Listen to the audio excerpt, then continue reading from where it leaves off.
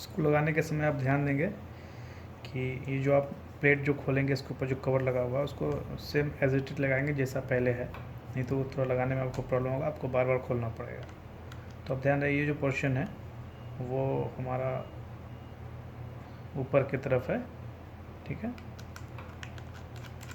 आप कैसे भी इसको मार्क कर सकते हैं, कोई ये नहीं है। तो मार्कर है तो आप मार्कर से मार्क कर सकते हैं, नो प्रॉब्लम। और सबसे अच्छा तरीका है कि जब आप स्क्रू खोल लें इसका, तो मैं आपको बताऊंगा, आप इसको ऐसे ही रहने दें, अभी ना खोलें।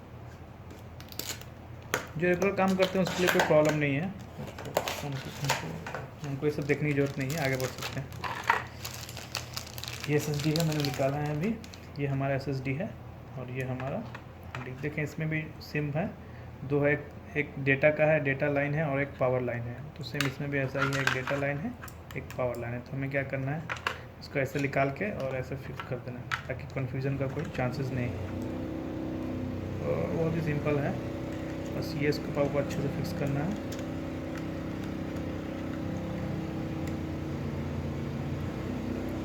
ये बहुत ही लाइट वेट होता है SSD, इसका वेट कम है।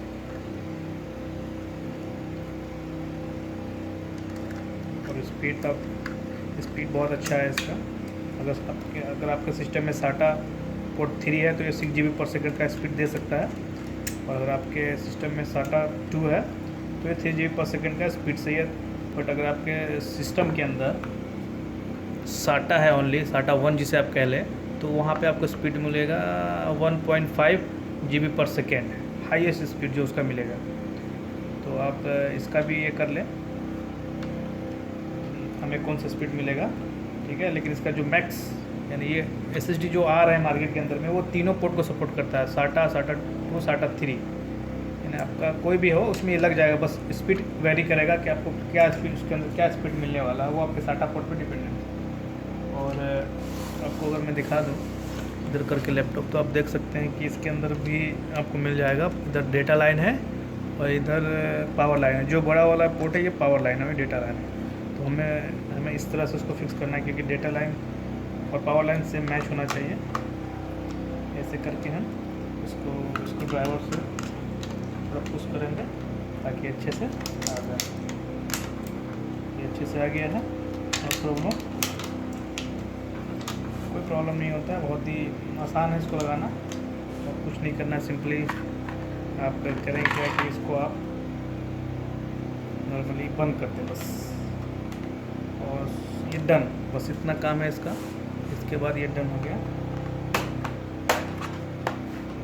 तो सब ध्यान रखें कि बैटरी, लैपटॉप को खोलने से पहले बैटरी जरूर निकाल दें, क्योंकि जब हम लैपटॉप को ऊपर नीचे करते हैं ये स्क्रू पे इस साइड लगेगा, एक स्क्रू इसमें कम है पहले से, क्योंकि जब हम लैपटॉप को थोड़ा पुश करते हैं ना, ऐसे पुश करते हैं, उस समय चांसेस होता है कि हमारा IC और किसी कंडक्टर के कांटेक्ट में ना आ जाए, किसी लाइन के, तो वहाँ पे डेड होने का चांस होता है। ये इसमें नहीं बैठ रहा है, मैं इसकी स्क्रू लगाऊंगा, कोई बात नहीं है। थोड़ा सा प्रॉब्लम कर रहा है स्क्रू, इसका है भी नहीं है स्क्रू, ज़बरदस्ती लगाया गया था। तो ये हो गया, हमारा काम डन हो गया, कुछ नहीं है, सिंपल है। और फिर हम बैटरी लगा देंगे।